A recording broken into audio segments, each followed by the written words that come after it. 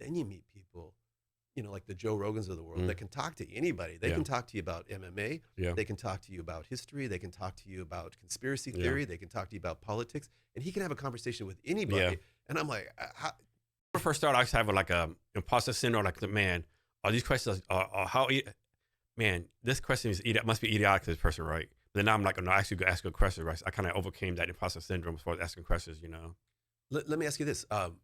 So in the beginning, I used to script out questions, and what I found is it kind of, from my style, it started to stifle the conversation because Yeah. I would kind of like. Same way. So you Yeah, try to make it more I did that first. conversational Yeah, I now? did first. Like, I have my like you like I get your bio, I do talking points, I kind of ask a question, let's go conversation, right? Yeah. And I have the talking points here on my phone, right? I'll like one sit down, okay, let me talk about this, right? But the best talks like this conversation, right? Because you never know where it's gonna go. Tennis back and forth, Yeah. Yeah.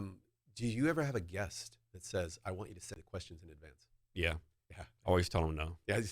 So I'll say I can do that, but it's a 1% chance I'll even ask you these questions. Yeah. So you're wasting both of our times. So I'm gonna get some hate here, but like every time, not every time, oftentimes those people they tend to be Europeans or Japanese. Yeah. I would say Asian. I'm gonna be very specific. Yeah.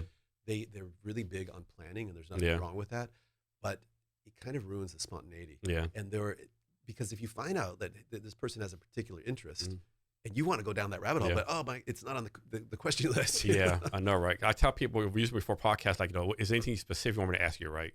And more important, like, what do you not want to talk about, right? Besides that, everything's fair game. Give me some examples of things that people didn't want to talk about. So one time I had an Army veteran on here, combat veteran.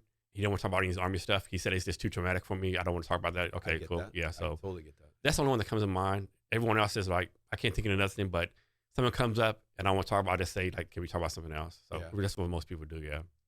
I'll talk about anything. I probably don't get too specific in terms of my family situation, Yeah. just because that's their privacy. You know what I mean? Yeah. And but other than that, I'm an open book. Yeah, so talk about your current podcast. So I do 2 podcasts right now. I know that people are like rolling their eyes. Oh my God, he's doing. But actually, I work as a business consultant for a company called MemoQ. They are in the translation industry, and I launched a podcast for them about 4 years ago called MemoQ Talks, kind of simulating TED Talks, and we talk to leaders in that industry about best practices. And it's great. I get to meet a lot of people and have these kind of conversations. I just recorded one 2 days ago with 2 industry experts who'd been at Microsoft for 29 years each, and then one of their colleagues who had been at Microsoft and then worked for some other organizations. And we were talking about the effects of AI on jobs in that industry,